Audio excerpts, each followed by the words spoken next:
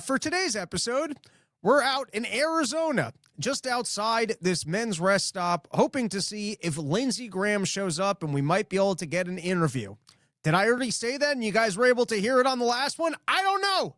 I don't know what I said. I don't know what got captured. I don't know what was muted. This is awkward. For everyone listening tomorrow in the future on Spotify, don't worry about it. There's nothing to see on YouTube. There's no reason to go and see why I'm Dan Bongino crashing out right now. Anyways, there's no reason to delay. There's no reason to stall. Let's just hop right into all the Iran things I think I already said. But luckily, there's a lot to cover because there was a non-war. There was a non-war and a Trump victory. Perhaps his greatest victory yet. Because not only did we not have to go to war with them, we didn't even have to strike them this time.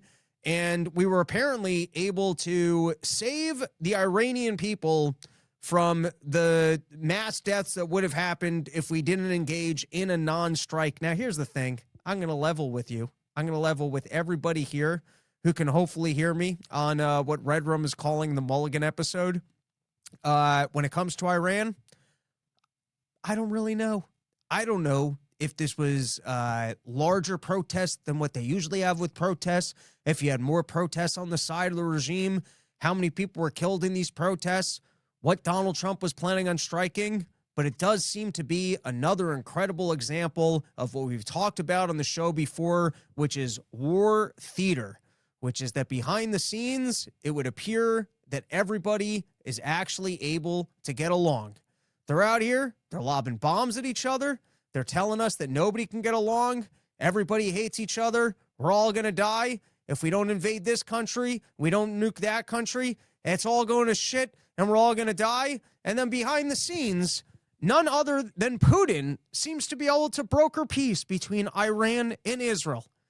I mean, Donald Trump's out here. He's getting the Nobel Peace Prizes, but apparently Putin, he's on the important phone calls that both, Iran and Israel, they can't possibly get along. Israel knows that if they don't strike Iran, at some point, Iran's going to get that nuclear warhead and they're going to take out Israel, and that they are sworn to Israel's destruction. And that's why they propagate terrorism in the region. But as long as Putin steps in and can broker that it's not the right, you know what it is? It's like they both need a better training camp. They kind of exhausted themselves in the last skirmish, and there wasn't enough promotion behind this fight. It kind of sprung up a little bit too quickly, and they can both agree now's not the time for the big show. So let's all chill out a little bit, and then we can have this war down the line. We don't have to do it right now. Let's do it pay-per-view. Let's make sure that we got the promotion behind this. Let's wait for, the Venezuela thing just happened. People are still thinking about that. Russia, Ukraine's still going on. China, Taiwan's going on. Let's wait for this to not be a crowded marketplace. And when we can really get all of our promotion behind it and make sure that everyone's watching and engaged in this, and then they realize how important both of us are, and maybe we can both walk away with more United States cash on the back end of this as they pay us to start getting along. All right. So apparently Donald Trump, he was out there letting the nice people of Iran, informing them to get out there and protest even more because the United States, we're coming to save you. We got your backs. And listen, unlike us, they haven't lived with Donald Trump. They haven't dated Donald Trump. So they don't know that he's a liar. They don't know that he's not showing up. And hopefully not too many people got out there thinking this is our big opportunity to overthrow this regime because the American government's showing up. Because I think Donald Trump thought, hey, let's do another flashy strike. Let's declare victory. And then people told him, hey, we don't have escalation dominance. And if we strike Iran, they're going to do these things and we're going to have a full-scale war. And then Donald Trump said, you know what? I'll do one better. I won't strike them and I'll just declare victory anyways. And everyone's like, hey, man, you just got a Nobel Peace Prize. So you know what you're doing here. If you can just declare that you had peace without doing anything, that sounds better than, possibly doing a strike that ramps up some things. And then, it seems like the easier path to declaring victory is just doing nothing at all and then pretending that they were spooked of you and that they were going to engage in mass hangings and that they didn't because you've declared victory. So anyways, at least at the moment, we're sidelined thanks to the noble efforts of Putin, who nobody can trust and nobody can get along with. keep in mind, Putin, he's the world's biggest enemy for everybody, and we need all the nations to get on board. We got to make sure that we keep him out of Greenland. We got to send NATO troops in there. We got to make sure that this guy doesn't take all of Ukraine. But behind the scenes, apparently he can get on a nice, calm phone call, and he can tell the people, hey, let's all chill out, and let's wait till we can actually get some promotion behind this. So let's take a look at a few of the videos of statements that people have made since Donald Trump walked back, striking Iran.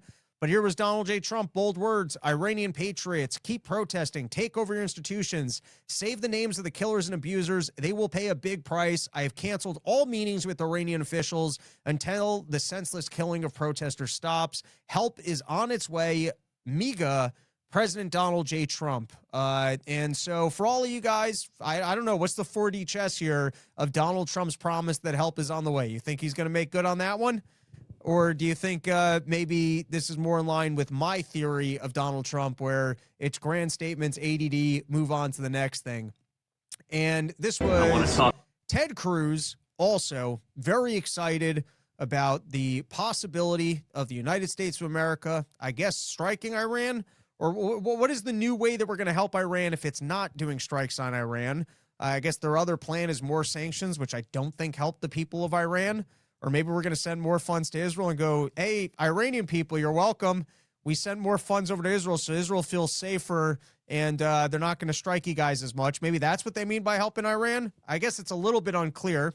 But Redrum, hey, did it so I can say MEGA, please? All right, I respect that comment. Here's Ted Cruz. You can let me know if we have sound. Also, let me know if we have an echo. I think some adjustments will have to be made. But let's give this a play, because here's Ted Cruz talking directly to the Iranian people. Talk directly to the people of Iran who are standing up, who are demonstrating incredible bravery, standing against the Ayatollah and the mullahs, standing for freedom. Thank you for your courage. You need to know America stands with you. America stands with your fight, and President Trump has your backs. You are in our prayers. We are standing with you, and these tyrants will fall due to your incredible bravery. God bless you. There you go. He's given a real motivational speech there, and letting the Iranian people, letting them know to get back in there and keep fighting, because we've got your backs. And since Donald Trump has walked this back, there's one senator who is particularly upset, which is Lindsey Graham.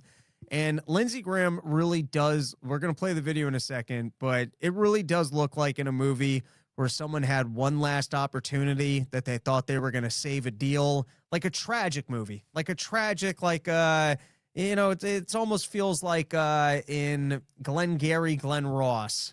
If you guys never saw that movie, it is a great movie. But when the character knows that he's busted and he's going to be going to jail, that's the way this feels. This feels like he made a promise to some lizard overlords or whoever, and he promised them that this Iranian war deal was going to happen, and that he thoroughly convinced Donald Trump that this war was a good idea, and now he's got to return to someone and be like, I'm sorry, I wasn't able to pull it off. It almost feels like his soul gets its power from wars taking place, and now he has to find a new source to feed from, because he didn't get the like, it's almost like a magical power for Lindsey Graham that as long as wars are taking place, he won't age and his butthole will be healed.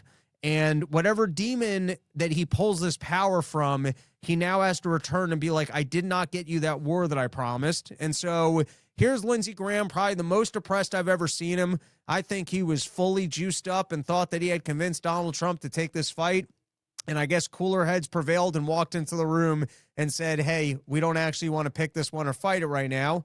And so here you go. Let's roll the clip. There are a lot of headlines out there that are, in my view, not accurate. President Trump's resolve is not the question. The question is, when we do an operation like this, should it be bigger or smaller? I'm in the camp of bigger. Time will tell. I'm hopeful and optimistic that the regime days are numbered. There you have have Lindsey Graham basically holding back tears that he did not get the war that he was hoping to go back to his investors and tell them, I solidified this thing. You guys will have never seen war profits like this ever. I finally got you the big one. Me and McCain had been working on this our entire lives, and it's finally happening. We got this dope Donald Trump in the White House. He loves blowing things up, loves saying, hey, people are so afraid of us, they won't even fight back. And I think he's actually going to strike the guys again. We are a go. I finally sold this thing. And then have you seen him more depressed, Lindsey Graham? He's got to go back to Israel now just to reconvene and figure out how they're going to resell this thing, which, maybe next week they'll return off Verizon and we'll have a war again. All right, let's move on to our next topic. Before we do, let's thank one of our sponsors, YoKratom.com, home of the